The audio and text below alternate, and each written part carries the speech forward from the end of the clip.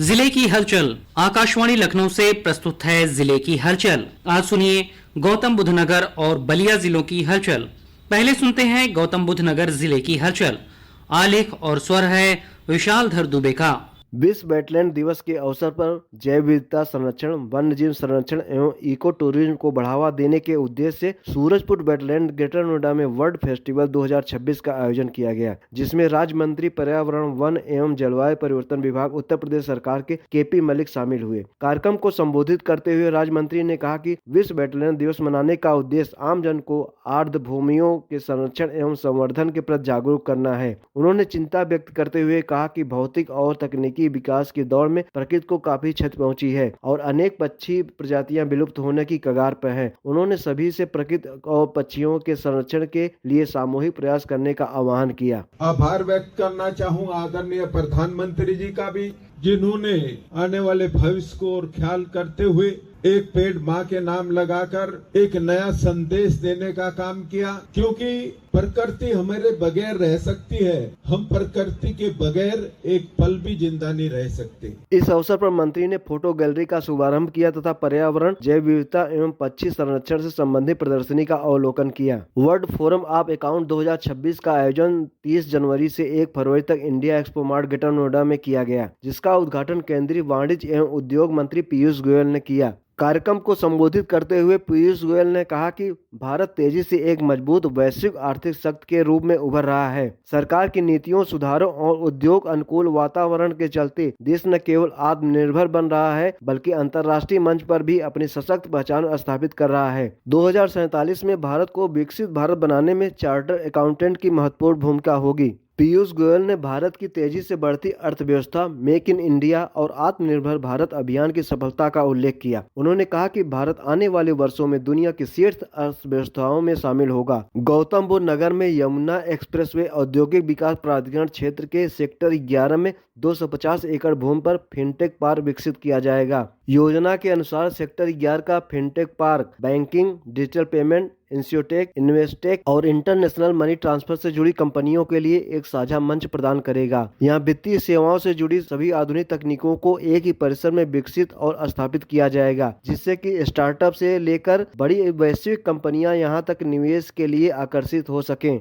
यमुना औद्योगिक विकास प्राधिकरण के सीईओ आर.के. सिंह के मुताबिक इस परियोजना को धरातल पर उतारने के लिए विस्तृत परियोजना रिपोर्ट तैयार करने की प्रक्रिया शुरू कर दी गई है। यमुना प्राधिकरण ईडा की 88वीं बोर्ड बैठक अध्यक्ष आलोक कुमार की अध्यक्षता में आयोजित की गई। बैठक में प्राधिकरण की आय बढ़ाने, लंबित परियोजनाओं के निस्तारण, हेरिटेज सिटी और आगरा अर्बन सेंटर से जुड़ी महायोजनाओं समेत कई अहम प्रस्तावों पर निर्णय लिया गया। ईडा में तेजी के साथ औद्योगिक इकाइयां स्थापित की जाएं और उसके लिए प्राधिकरण जो है तेजी से प्रयास करे। हम लोग इसके लिए तेजी से प्रयास करेंगे। इसके अलावा जो है हमारी जो एक मुफ्त समाधान योजना चल रही थी, उसके बारे में भी बोर्ड को अवगत कराया गया। इसके अलावा हमने बोर्ड को ये भी अवगत कराया कि अब तक जो किसानों को नो लिटिगेशन इंसेंटिव का वितरण किया जाना था, उसमें काफी अच्छी प्रगति है और लगभग 3000 करोड़ के आसपास का वितरण नो लिटिगेशन इंसेंटिव के रूप में किसानों को किया जा चुका है।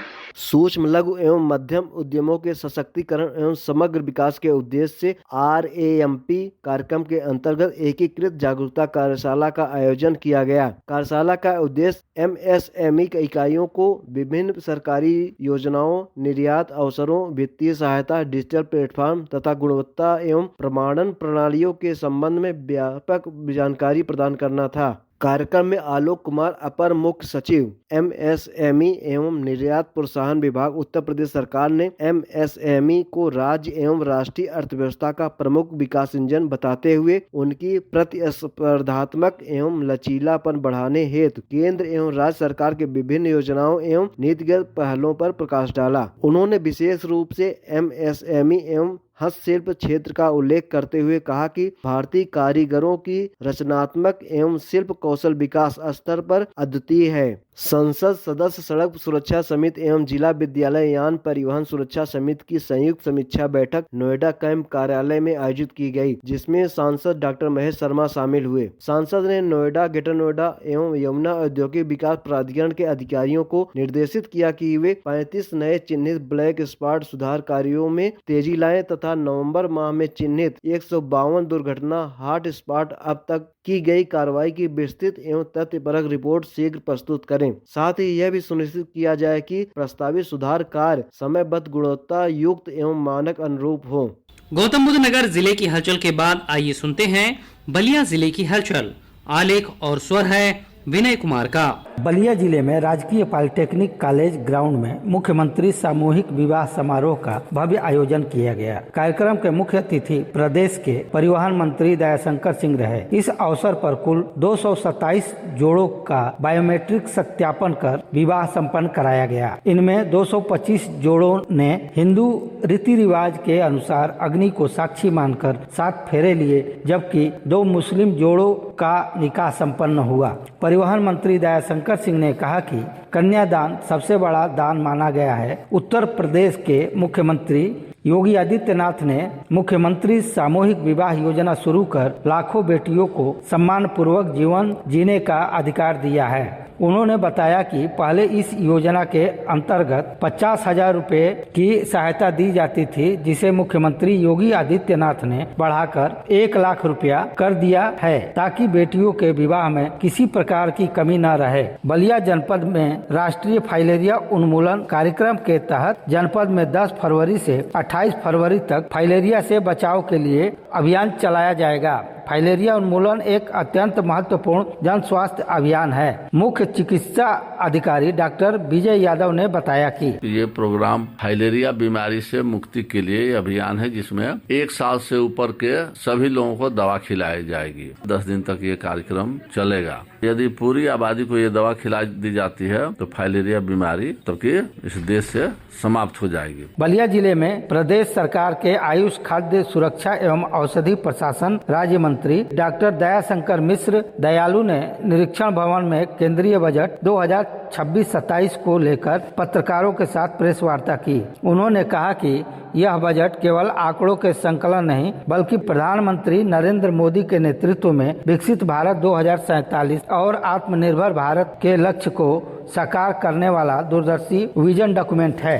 बजट 2026-27 में किसान, युवा, महिला, उद्यमी और मध्यम वर्ग सभी को केंद्र में रखकर योजनाएं बनाई गई हैं। उन्होंने बताया कि आयुष क्षेत्र में 3 अखिल भारतीय आयुर्वेद संस्थान की स्थापना की जाएगी। युवाओं और महिलाओं के लिए प्रत्येक जिले में गर्ल्स हॉस्टल की व्यवस्था की गई है। स्वास्थ्य क्षेत्र में जिला अस्पतालों की क्षमता 50% तक बढ़ाने और हर जिले में ट्रामा सेंटर स्थापित करने का प्रावधान है। बलिया जिले में मुख्य विकास अधिकारी श्री ओजस्वी राज की अध्यक्षता में माध्यमिक शिक्षा विभाग के प्रधानाचार्यों के साथ एक महत्वपूर्ण बैठक संपन्न हुई। बैठक का मुख्य उद्देश्य विद्यालयों में व्यावसायिक शिक्षा के सुदृढ़ीकरण हेतु अत्याधुनिक लैब की स्थापना और उनके प्रभावी संचालन की रूपरेखा तैयार करना था। सीडीओ ने स्पष्ट निर्देश दिए कि व्यावसायिक लैब का संचालन प्रधानाचार्य अपने स्तर से सुनिश्चित करें। लैब केवल 100 पीस बनकर न रहे, बल्कि इनका नियमित उपयोग हो। शिक्षा को ध्यान में रखते हुए प्रत्येक लैब में वाईफाई की सुविधा अनिवार्य रूप से उपलब्ध कराने का निर्देश दिए गए। छात्रों के लिए केवल इंफ्रास्ट्रक्चर ही नहीं, बल्कि एक उच्च स्तरीय पढ़ाई का माहौल और बेहतर सुविधाएं विकसित करने पर बल दिया गया। बलिया जिला सेवा योजन कार्यालय के तत्वाधान में प्रदेश सरकार की मंशा के अनुरूप रोजगार मिशन 2026 के अंतर्गत 1 दिवसीय बृहद रोजगार मेले का सफल आयोजन किया गया। इस मेले का शुभारंभ अल्पसंख्यक कल्याण राज्य मंत्री दानिश आजाद अंसारी ने फीता काटकर किया। रोजगार मेले में देश की लगभग 50 प्रतिष्ठित कंपनियों ने प्रतिभाग किया, जिनमें टाटा मोटर्स, L&T, अशोक लीलैंड सहित अन्य नामी कंपनियां शामिल रही। कंपनियों द्वारा मौके पर ही अभ्यर्थियों का साक्षात्कार लिया गया, जिसमें कुल 2415 अभ्यर्थियों का चयन किया गया। रोजगार मेले में बलिया जनपद सहित आसपास के जिलों से लगभग 14,000 रोजगार इच्छुक युवाओं ने भाग लिया। ये था आकाशवाणी लखनऊ के क्षेत्रीय समाचार एकांश द्वारा प्रस्तुत जिले की हलचल का आज का अंक।